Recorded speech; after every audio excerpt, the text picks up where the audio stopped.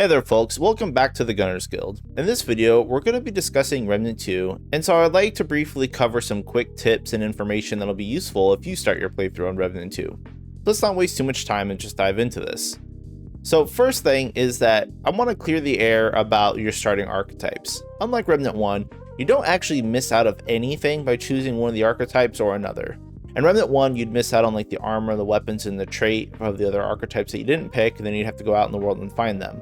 Now here in Remnant 2, all the starting armors and weapons can be purchased from the vendors straight up, and the engrams, which are the archetype items themselves, can all be purchased from various NPCs as well. Just here in Ward 13, no prerequisites or nothing.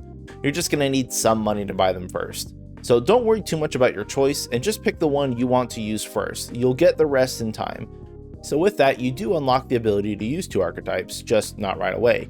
You need to get 10 total trait points first, and then you're going to get a prompt saying that you can unlock a new archetype. So when you finally get the ability to equip two, you're going to make sure that you need the engram for another archetype, and then take that to Wally, where you got your first archetype, and he's going to unlock all your future archetypes. You just take it to him and pay like your luminite and scrap costs, and he'll unlock it for you. Do be careful on your expenditures though, because they do cost some good amount of scrap and luminite, and you need those for pretty much everything else, so be careful. Now, when you do have your two archetypes equipped, your XP is going to be shared between the two. Before you panic though, let me tell you how EXP share works on these. When you have one archetype equipped, 100% of the XP you earn is funneled into that one. Then when you have two archetypes equipped, it's split 50-50. Then, when one archetype is maxed out level 10, you'll then funnel again all 100% of your EXP into the one that's not currently maxed out. So you'll never have an EXP loss, so don't fret about having to juggle any of that stuff or some min-max way to like earn EXP. Now let's discuss another few things about the ward. Cass, for example, sells you materials for upgrades, and these will reset every time you clear a dungeon or a boss or a quest or something like that. They're not particularly expensive, but you will never have enough crafting materials, so stock up whenever you can. Speaking of stocking up, Cass will also occasionally sell rings and trinkets as well. Really good ones too. These are entirely random and will spawn in her sell tab when she resets her loot, so make a habit of checking in with Cass each time you return to the ward. Now before you try it, no, warping in and out just to the ward does not refresh her stock. Sorry, you're going to need to do some sort of event to trigger it or wait an X amount of time. Not exactly sure, but you can't just warp in and out. Don't forget to check the other vendors as well. Reggie will sell you new consumables, including the new grenades, and whenever you find a new type of item, buy it, because Reggie will then begin stocking those whenever he refreshes his stock. So you don't have to go to Yesha to pick up some shock grenades, Reggie will just start selling you shock grenades. Likewise for concoctions, Mudtooth is brewing up more than just stew these days, and whenever you find a new concoction, he will start selling those as well. Very nice quality of life design right there. Now the last vendor, the doctor, whom I can't recall the name of, sells all the curables for all the statuses and blights, and trust me when I say pick up some bandages at the very least. There's quite a few enemies out there that cause bleeding, and it's very nasty, so you're going to want to get some of those handy. Antidotes are another great pickup if you can afford them, but statuses hurt a lot in Remnant 2. The next thing is that Remnant 2 is big, like way bigger than Remnant 1, and so of course the maps and dungeons are bigger as well. Previously, when you'd go through Remnant dungeons, you're basically on the look for like your one corpse drop item, and then you race to the end to clear the boss or the ending puzzle or whatever. Don't do that here. Dungeons are much more complex and often contain many secrets, and even dungeons inside of dungeons. It gets crazy. So a good rule of thumb for traveling is never settle for less than 3 items in every zone. Yeah, there's gonna be a lot of stuff to pick up, trust me. So find your corpse drop, kill your boss or whatever the task is for the dungeon, and then at the very least, find something else hidden away. You'll save yourself a lot of backtracking in the future. Another big aspect to Remnant in general are their world bosses and their alternative kills. Like Remnant 1, Remnant 2 world bosses all have at least one alternative method that grants you an additional reward. This applies to Yesha, Narud, and Losum.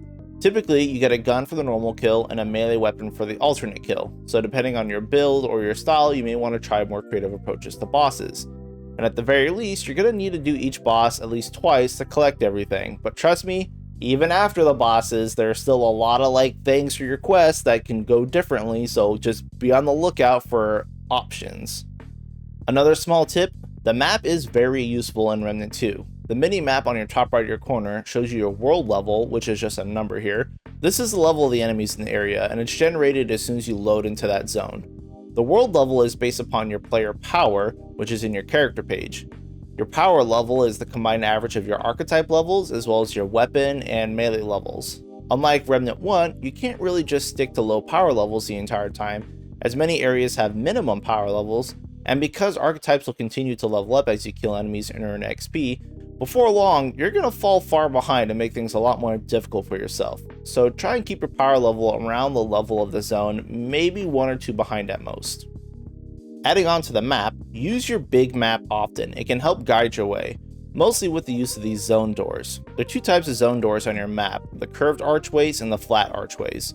Curved archways are side dungeons, meaning that you don't technically have to complete them to finish your world. Obviously there's going to be more loot inside, so you'd want to still do them, but it's technically optional. The square archways, on the other hand, are the main path, and these must be completed in order to finally progress into completing your world. The doors will also tell you the names of the zone when you hover over them, as long as you've been inside, as well as give you an indicator of if you've been there and if you've completed the zone. So really, it's kind of hard to get lost in Remnant 2, which is great.